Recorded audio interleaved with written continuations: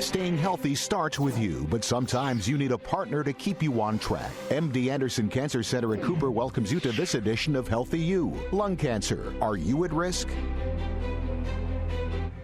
Hello, everyone, and thank you for attending today's webinar, Lung Cancer, Are You at Risk? On NBC10.com, brought to you by MD Anderson Cancer Center at Cooper. My name is Tiffany McElroy, and I'll be your host, along with Dr. Frank Bowen, Thoracic Surgical Director and Director of the Lung Cancer Program at MD Anderson Cancer Center at Cooper. With us is Dr. Polina Khrizman, attending physician in the Division of Hematology, Medical Oncology at MD Anderson Cancer Center. Today, we'll cover topics relating to lung cancer. Before we begin, though, we wanted to review the icons at the bottom of your screen to help you participate today. If you have any questions during the webinar, you can click on the Q&A icon at the bottom and submit your question. We will try to have these answers during the webcast, but if a fuller answer is needed, it may be answered later. Additional materials and information are available in the resource list icon that looks like a folder at the bottom of your screen. You can reach out to MD Anderson Cancer Center at Cooper to make an appointment by clicking on the box to the right of this video player. If you have any technical difficulty, please click on the icon displaying a question mark. It covers common technical issues. And an on-demand version of this webcast will be available early next week and can be accessed using the same audience link that was sent to you earlier. It can also be found on NBC10.com/healthyu.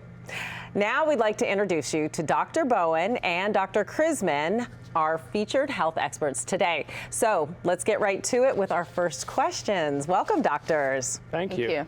Okay, first of all, tell us a little bit something about yourself and how you decided to get into medicine and particularly lung health.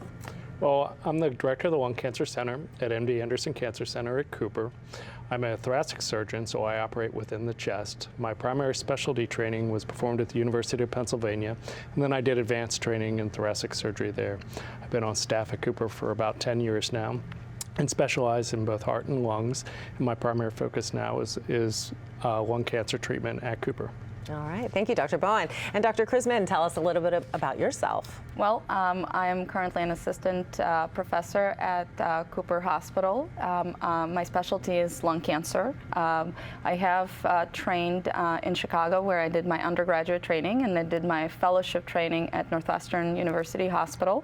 I've been with Cooper for 5 years now, and I'm very happy to be part of the Cancer Center. I'm working with Dr. Bowen. Thank you so much. And Dr. Bowen, can you tell us more about the MD Anderson Cancer Center at Cooper?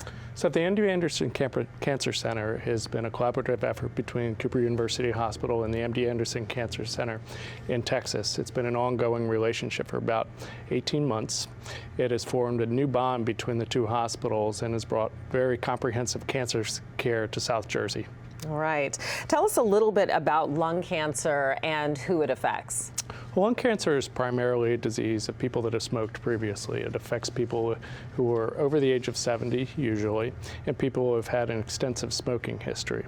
It is actually the #1 killer of both men and women within the United States from cancer cause, and actually causes more deaths in both breast, prostate, and GI. Oh, wow. All right. Dr. Khrizman, is all lung cancer the same? No. So there are different types of lung cancer. There is 2 big umbrellas of lung cancer, the non-small cell type and the small cell type.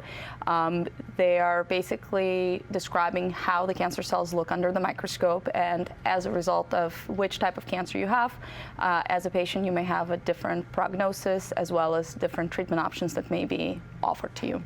Can you tell me about the non-small cell lung cancer? Sure. So as Dr. Bowen mentioned, lung cancer in general is the #1 cancer for men and for women, #1 cause of cancer death for men and for women. A total number of lung cancer cases is about 230,000 a year in the United States. Non-small cell lung cancer makes up about 85% of that number. So we're talking about a majority of patients who will be diagnosed with a non-small cell type of lung cancer. Within the non-small cell type of lung cancer, you have several different subtypes. You have an adenocarcinoma, which is about 40 to 50% of the cases. squamous cell lung cancer, which is about 40% of the cases. And then the rest usually fall under large cell / neuroendocrine and other types of lung-specific cancers. Okay, can you tell us a little bit about the small cell lung cancer? Sure. So small cell lung cancer makes up about 15%, which is about 30,000 cases every year. Although the general staging for cancer is very similar to non-small cell lung cancer, in more simplistic terms, when we talk about small cell lung cancer, we talk about limited stage disease and extensive stage disease. Limited stage disease is something that we can potentially cure, and extensive stage disease is something that has metastasized or traveled outside of the lung to other areas. Well, then tell me something. When someone has cancer that spreads to the lungs, is that considered lung cancer?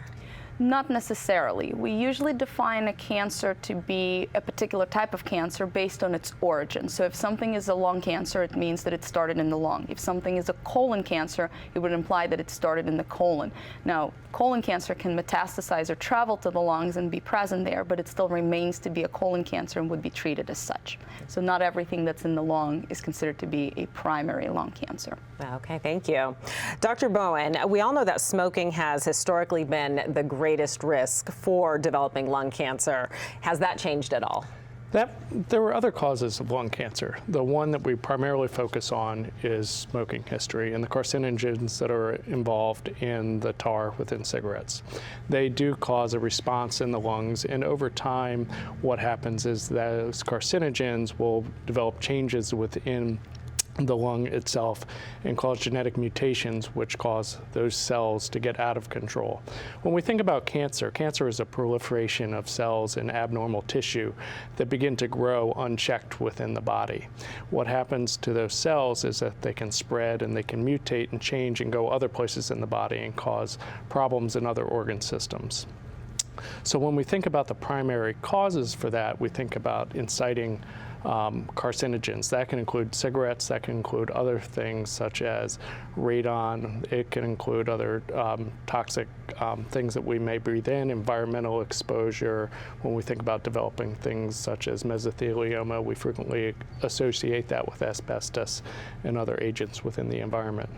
You know, tell me about electronic cigarettes and vapes. A lot of people using those. Are they safe? Right. So that's really become a whole area of interest within the medical community at this point, and it causes us some consternation as physicians because really it's an unregulated market at this point. And it's unregulated because frequently it's the advertising and the pushes towards younger individuals.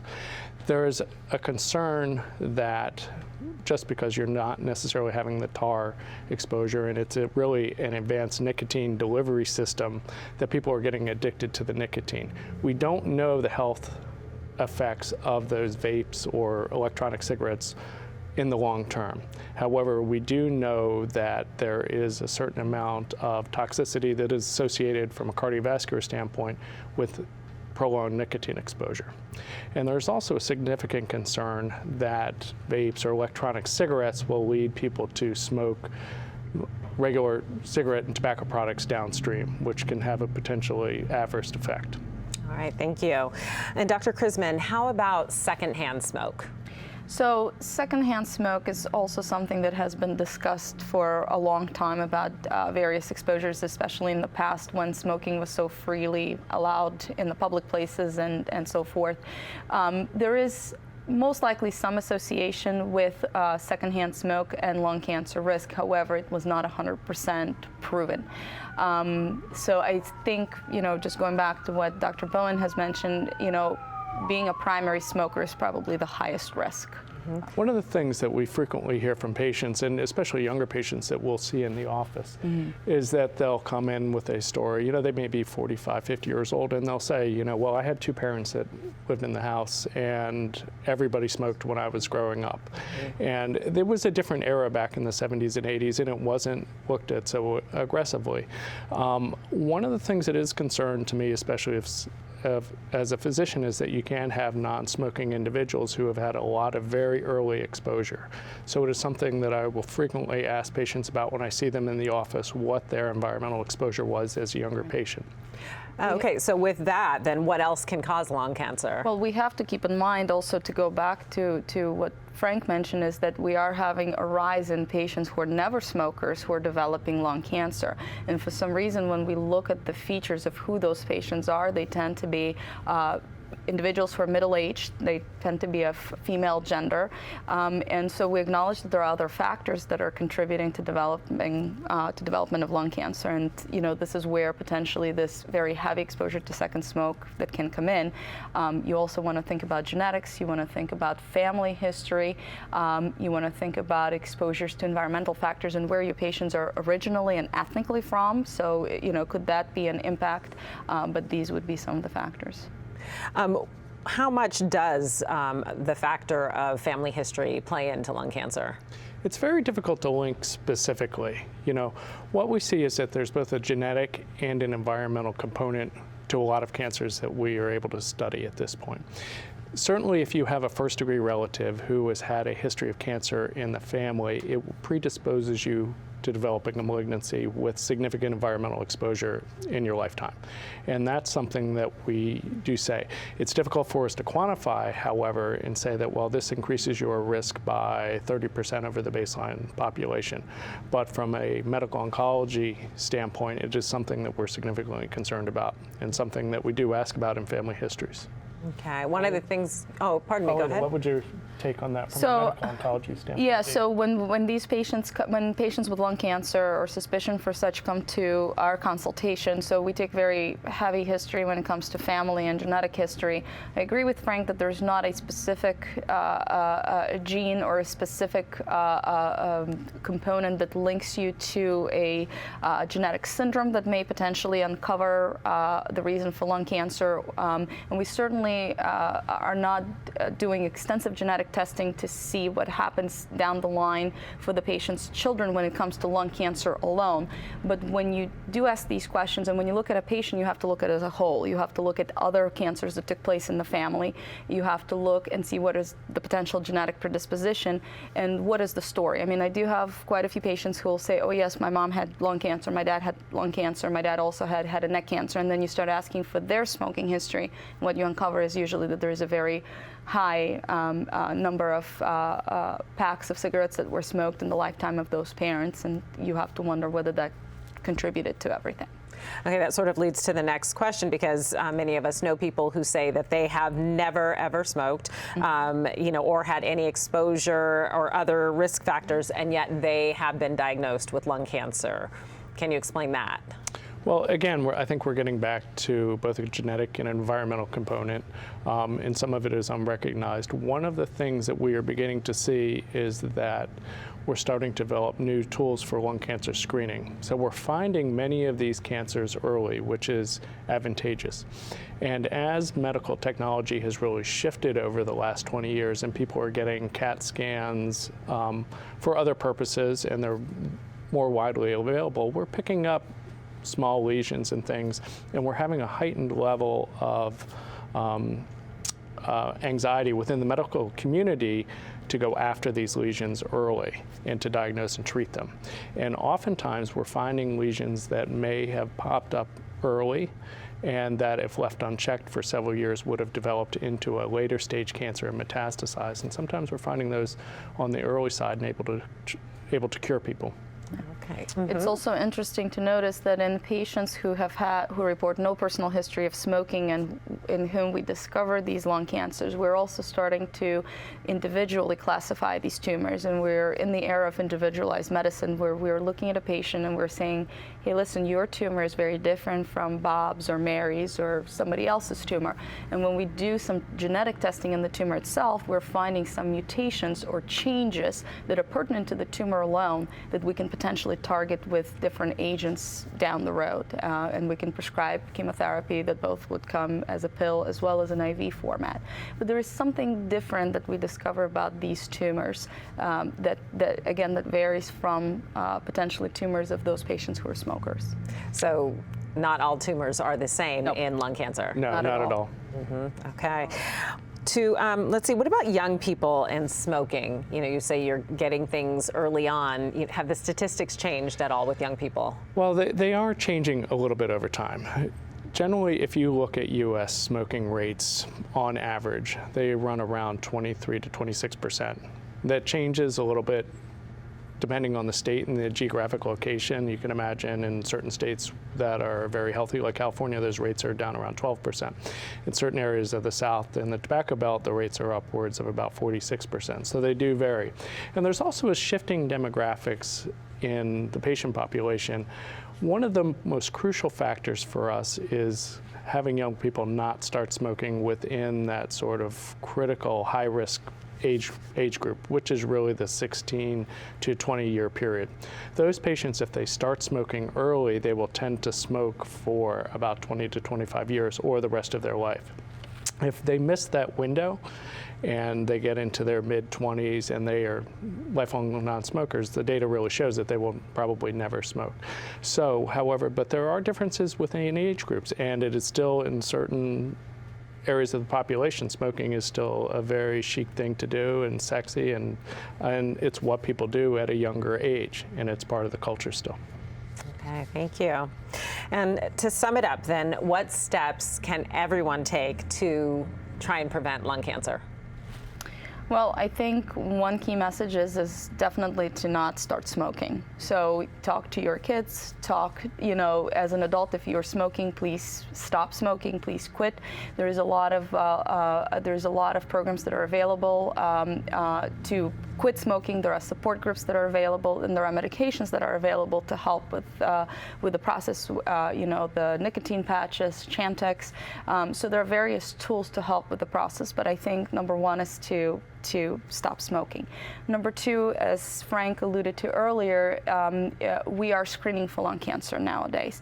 This was not the case even 10, 15 years ago, but there was a trial that came out in the late 2000s that looked at the effectiveness of screening people and looking for lung cancer before it advances and becomes really incurable. And we have been able to show that it works.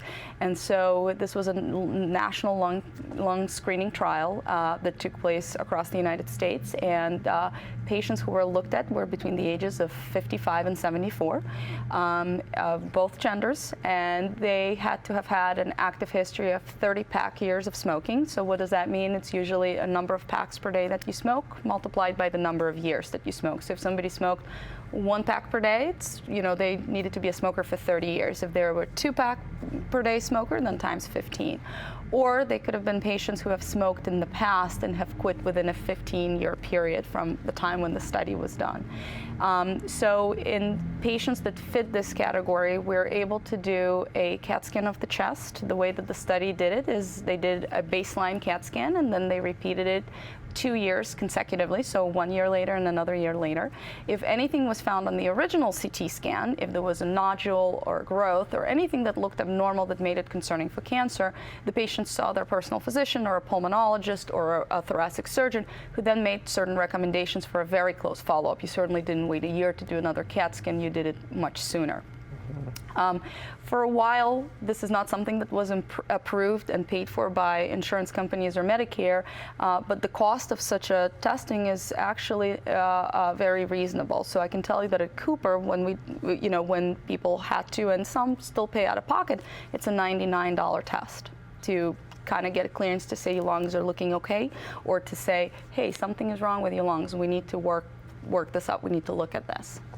Thank you. Today we have very effective screenings available for breast cancer, for colon cancer, and other cancers. So are you saying this is the next test for lung cancer? Right. So the reason that screening is poised to change the way we look at lung cancers is that early stage lung cancers are completely asymptomatic. They tend to grow very slowly until they reach a certain size, at which they begin to cause problems and people notice them. Those symptoms that people might have would be hoarseness, they may cough some blood up, they might have some chest pain, or they may present with a sign or symptom that the cancer is spread somewhere throughout their body. Once those cancers reach that stage, the overall 5-year survival for them is really less than about 5%. So those are advanced stage cancers. If we can catch these cancers early, so by identifying a very high-risk population that we're screening for, so the age over 55 and people that have smoked 30 pack years, if we can identify the early lesions that we would classify as early stage lung cancers, those patients are essentially curable from an early lung cancer. And their overall 5-year survival is almost identical to the rest of the population. Okay. Are there any drawbacks to the screening? Sure. So just like with any screening test, you can come across a few things. So number one, you can have a falsely positive result. So, you do a scan, you find something there, you pursue it with biopsy visits to the doctor, and the biopsy comes back negative. So you now put the patient through several procedures, visits to the doctor. There's an emotional investment and distress as well as anxiety on the patient's part about what's going on. The test may not identify something in that particular instance when you're screening the patient. So as we said, according to this trial, we screen, consecutively 3 years in a row. So you may have a baseline screening test that is negative, and if the patient develops symptoms that Frank just mentioned, cough, shoulder pain, chest discomfort, back pain, the patient may say, oh gosh, I just had screening done, I'm completely fine, I don't need to go see the doctor, it's something else that's going on. So that may delay further care before the patient finally presents to the doctor and says, hey, something is wrong, can you check me out? Well, then who would be the right candidate for lung cancer screening? So right now it is approved for a patient over the age of 55 with a 30-pack year smoking history. Those patients will tend to be, or the patients that we identify at high risk for developing an early lesion, so an early non-small cell lung cancer. Those, however, in a certain subset of a population that we are concerned about, maybe somebody who has had a lot of secondhand smoke exposure, or somebody with a strong genetic component, while they may not meet insurance criteria, so the age of 55 and 30-pack year smoking history, almost every health system, as well as Cooper, will offer them a lung cancer screening out of pocket for a nominal fee of $99. The amount of radiation exposure from getting that CAT scan is extremely low. They're what we call low-dose CAT scans. And in fact, the amount of radiation that you would get would be about the same as flying in an airplane across the country. Oh. Okay, thanks. Well, what are some of the most common treatment options for lung cancer? So treatment options are really broken down into two ways. Early stage lung cancers, so those that are confined within the lungs and have not spread within the body, are treated primarily with surgery. What we're able to do, my objective as a thoracic surgeon, is to get the patient completely cancer-free. So take out the lesion with an area of normal lung around it, make sure that that hasn't spread outside of the chest or spread within any areas of the lung. So we have many options to do that.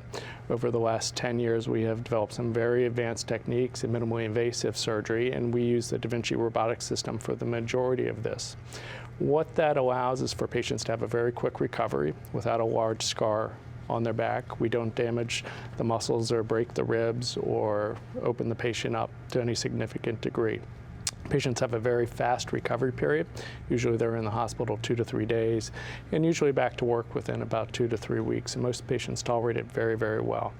That's the primary treatment for early stage lung cancers, what we call the stage 1s and the stage 2 lung cancers. Once the tumor has spread within the chest, then we have a multidisciplinary evaluation of that patient. They need to be evaluated from top to bottom to see what their options are in terms of radiation and oncologic evaluation. And most of the later stage lung cancers will be treated with chemotherapy and radiation as a definitive treatment for the lesion. Thank you. Can you tell us more about Cooper's multidisciplinary approach? Yeah, so at Cooper we have, in conjunction with the MD Anderson Cancer Center, we have a very large multidisciplinary lung cancer working group. That involves a medical oncologist, a thoracic oncologic surgeon, pathologist, a radiologist, special nurse navigators who coordinate the care, and as well as a pulmonologist and an interventional pulmonologist, so somebody helps us with diagnosis and staging. What we're able to do within that multidisciplinary group is to sit and review every patient that comes through our cancer center. We review the imaging, we review the biopsy results, we're able to determine what kind of cancer is it, and we perform staging up front. We can then make a clinical decision on whether those patients should be offered surgery as a primary treatment, or chemotherapy and radiation, or advanced techniques in patients that are inoperable, such as radiosurgery and things that we hear about, cyberknife, and techniques such as that. What is the typical treatment for the non-small cell lung cancer? For non-small cells, again, the typical treatment would be, if it's an early stage cancer, they'd be treated with surgery. If they're more advanced, we would either offer them radiosurgery, so cyberknife, or chemotherapy and radiation combined. Most of the time, even for patients who have early stage disease, because of our multidisciplinary approach, they will oftentimes, besides seeing Frank and having surgery, will see myself or two of my partners who also do lung cancer, as well as radiation team, because a lot of times, even though Frank has removed all the cancer and there is nothing that we can see in sight, the reason to see medical oncology or radiation oncology is to address the question of whether anything more could be done to minimize the risk of recurrence of lung cancer. We know that both non-small cell and small cell lung cancer can recur.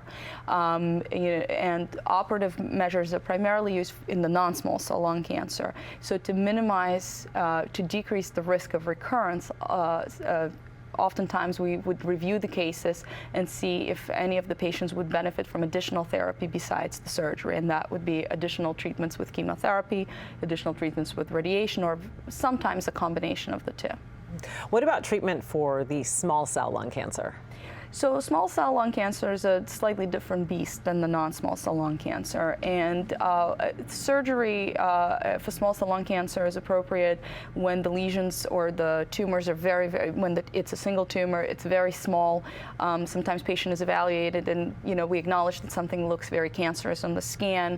We'll forego the biopsy up front, we'll remove the lesion, we'll find out that it is small cell. But the mainstay of treatment for small cell lung cancer, if it is curable, is usually a combination of chemotherapy and radiation. If it is extensive stage, which is not curable, then the primary treatment would be chemotherapy. And what's new in lung cancer treatment? So the biggest advance right now is the advances in both radiosurgery and the advances in minimally invasive surgery, as well as new oncologic drugs that are coming down and targeted gene therapy. One of the things that Polina, I think, can talk about right now is targeted gene therapy for lung cancer. Maybe you can spend a couple minutes. Sure, absolutely. So as Frank mentioned, we have a lot of different developments. In lung cancer, we have gone in the direction, just like in many other cancers, of individualized medicine. So we do an extensive testing on the tumor to find out whether it has specific features that we can target.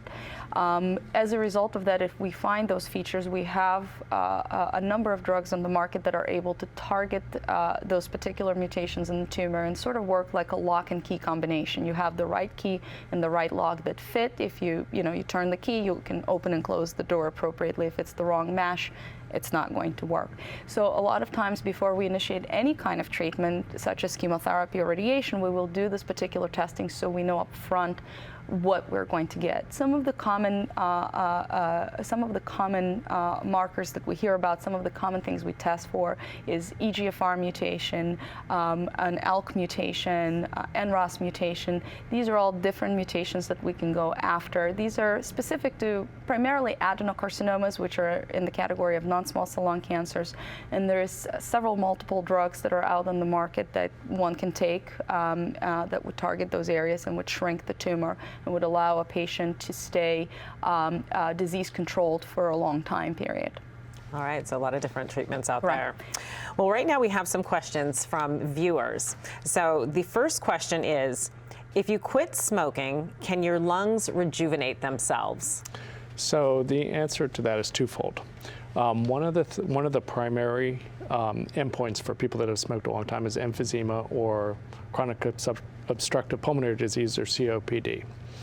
The lungs are able to regenerate to a bit in certain cases, and what I frequently will tell patients is that a lot of the clearance and ability for the lungs to remove secretions and for people to breathe better will usually begin at about 3 weeks after smoking cessation. So there is a little bit of a reversal over time if people don't get to end-stage emphysema or end-stage COPD. Okay, thank you. So another question, what is the easiest method of screening for lung cancer? So the easiest screening method, as we discussed before, is probably the low-dose CAT scan. There is a long history of screening that was done for decades before. We've tested various different things. We've tested chest x-rays as being a tool to diagnose lung cancer early, and that wasn't very successful. It didn't seem to make any difference at the time when we were using that as a tool. We tried to use what's called sputum cytology, which is simply when a patient is able to cough secretions up, and we take them to the lab and look at them under a microscope and look for cancer cells. That wasn't very successful either. So far, the most successful method that we could find that has been proven in clinical trials is the low radiation dose CAT scan that can be done through various lung cancer programs around the country. All right, next question. I'm 49 years old and I have never smoked, but I lived in my parents' home until I was 22. My father smoked 5 to 6 packs a day and my mother 1 pack a day.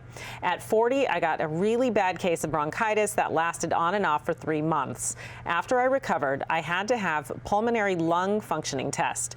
The person conducting the last test I had in January of 2015 did not believe I have ever smoked. So what's the cancer risk factor for a non-smoker who lived with parents who smoked? So again, this is the question that causes a lot of anxiety for many younger patients out there, especially patients who are active, under 50, and if it unfortunately had a lot of environmental exposure.